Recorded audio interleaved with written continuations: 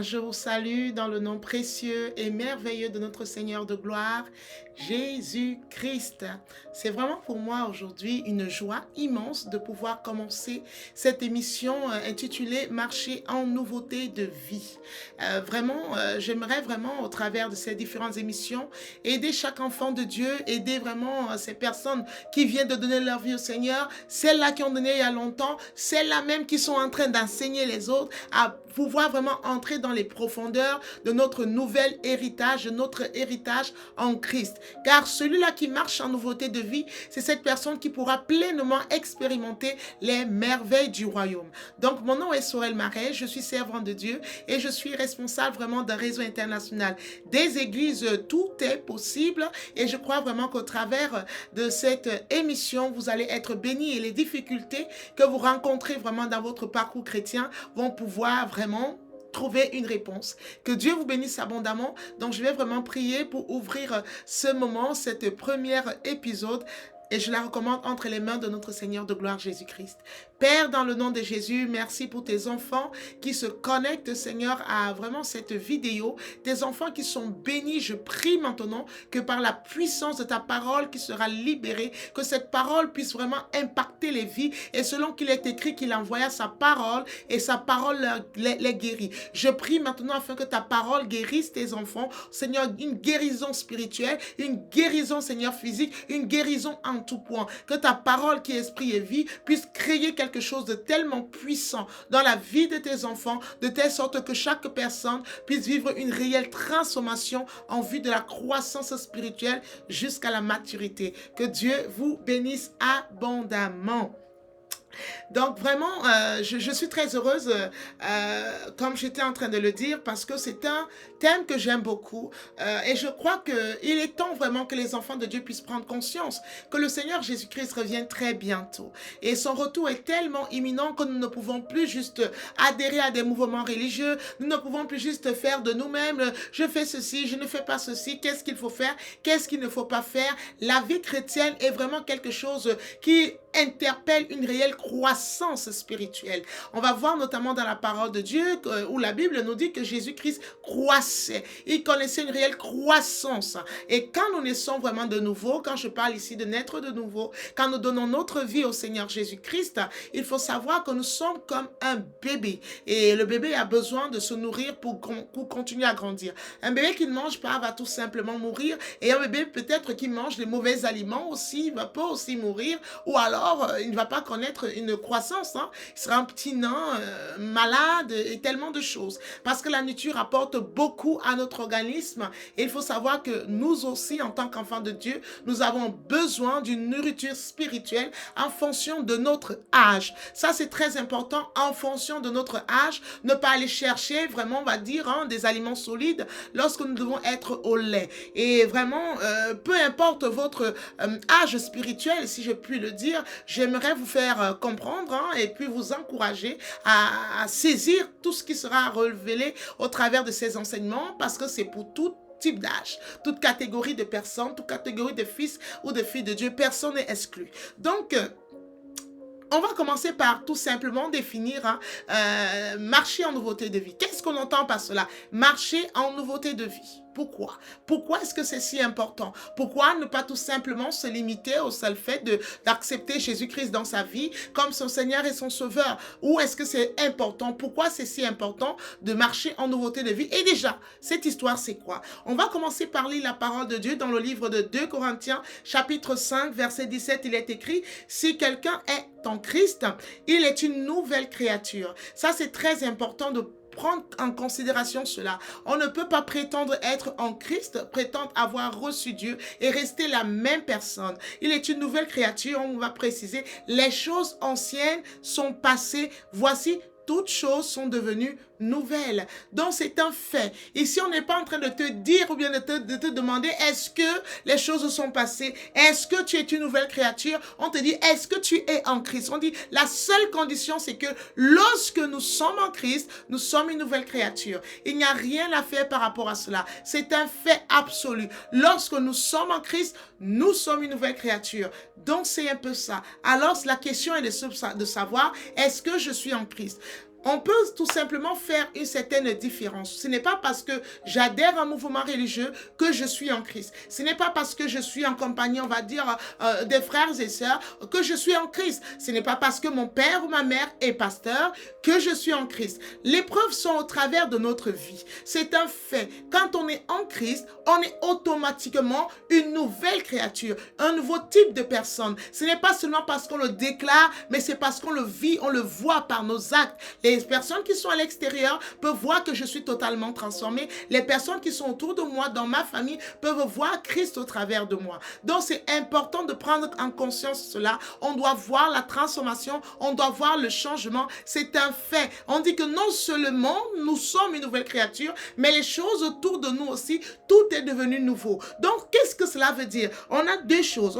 Les choses anciennes sont passées. Donc, ça veut dire que tout ce que nous pouvons faire, tout ce que nous avions, il y a certaines choses, certaines habitudes que nous avions, il y avait vraiment certaines choses dans notre environnement qui changent. C'est comme si on arrivait dans un nouveau décor. Ce qui se passe, c'est quoi? C'est quelque chose que nous avons reçu en nous, et cette chose, même si je la chosifie, c'est juste pour bien expliquer, c'est Christ, cette personne merveilleuse, notre Dieu, qui vient en nous, et ça produit vraiment cette transformation, et ça change tout le décor autour de nous. Nous commençons à aimer des choses différentes, nous commençons à être attirés par certaines autres choses. Il y a vraiment une certaine musique qu'on continue, on aime écouter.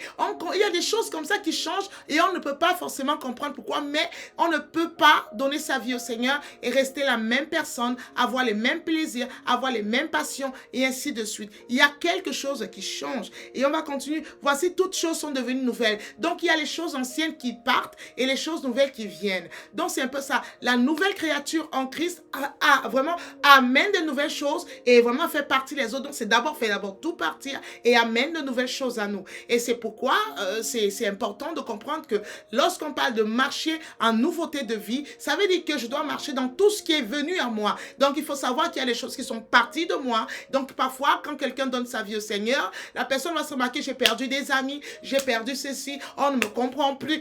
Mais on ne peut pas forcément toujours vous comprendre.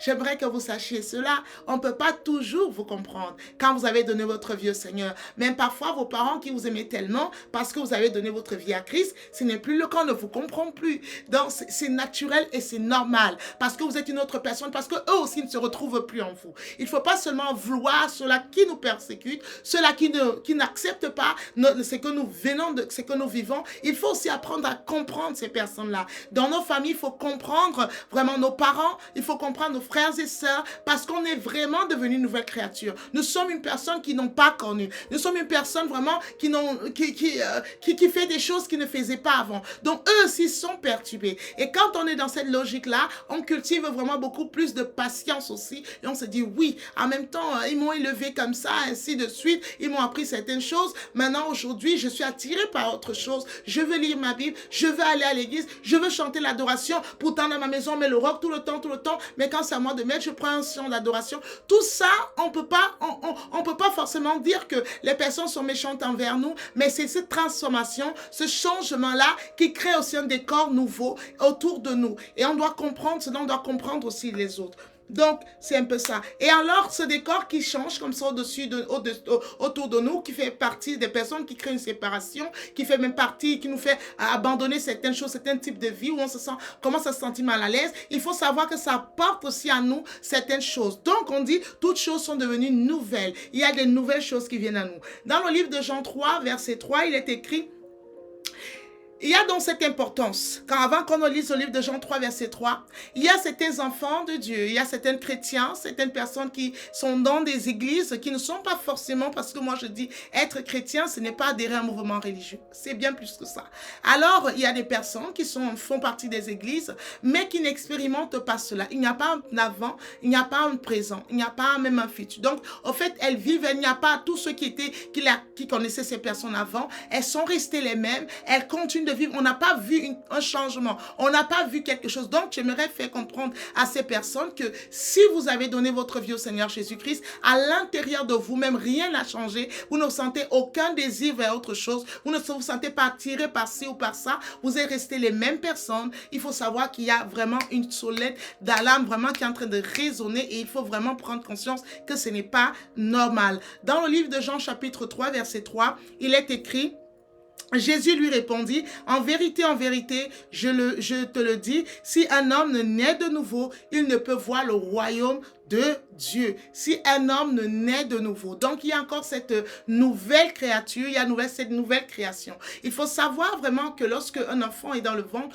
dans le sein de sa mère, il est dans son monde. Et lorsqu'il est là, il est vivant. Mais pourquoi lorsque la personne vient au monde, il dit qu'un nouveau-né? Pourtant, il y avait 9 mois en fait qu'il a fait dans le ventre. Donc, en réalité, il existe depuis. Mais dans ce monde-ci, il est nouveau. Et il faut savoir que chaque personne qui fait ses premiers pas, peu importe votre âge, quand vous acceptez Jésus-Christ, vous devenez un nouveau-né et vous devez tout apprendre à zéro. Il faut vous dire ça. Il y a beaucoup de personnes qui viennent avec vraiment les idéologies. Oh, je sais ceci de Dieu, je sais. Vous savez, on ne sait jamais trop de Dieu. Ça, c'est une première chose. Et je vais me dire, on ne sait même rien.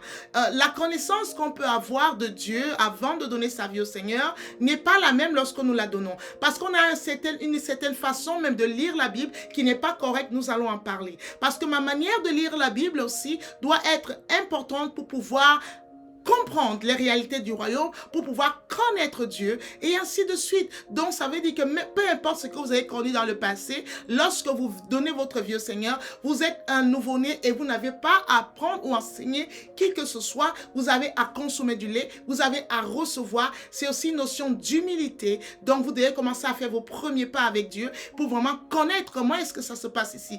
Donc, nous sommes des nouveau-nés. C'est pourquoi on dit, si quelqu'un ne naît de nouveau, il ne peut hériter le royaume des cieux. Donc, quand on vient de donner sa vie au Seigneur, il y a ce que j'appelle le commencement. Et le commencement, c'est vraiment ce qui est vraiment le plus important. J'aime énormément le livre de Genèse. Pourquoi? Parce que c'est le livre du commencement. Dans ce livre, on rencontre tout. J'aime le livre de Genèse parce que ça explique, on va dire, c'est vraiment la source. Quand on parle ici vraiment de commencement, j'aimerais qu'on garde dans cette notion l'image d'une semence. Quand on parle de la semence, c'est le commencement. Quand on va voir notamment, on va voir un pommier, le commencement de ce pommier, c'est une graine, c'est vraiment cette semence, la graine de la pomme, qu'à l'intérieur de la pomme, elle est toute petite, mais c'est d'elle que vient ce grand arbre, c'est d'elle que vient sans ça, il n'y a rien. Même si on nous dit que la fin d'une chose est plus que ça, vaut mieux que son commencement, oui, ça a plus de valeur, mais il n'y a aucune fin sans commencement, mais la fin, le parcours de toute vie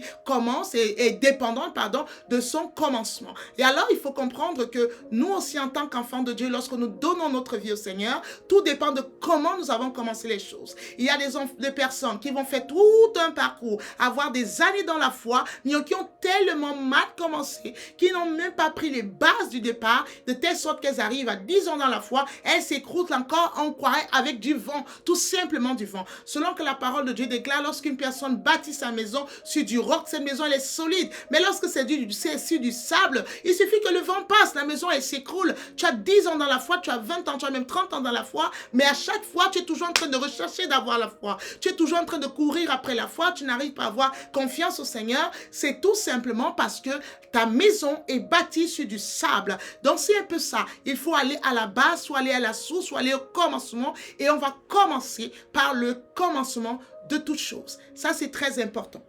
Que Dieu vous bénisse abondamment. Je crois que vous avez été bénis. Et si c'est le cas, partagez la vidéo. Donc, la prochaine leçon, ce sera le vendredi. Que Dieu vous bénisse abondamment.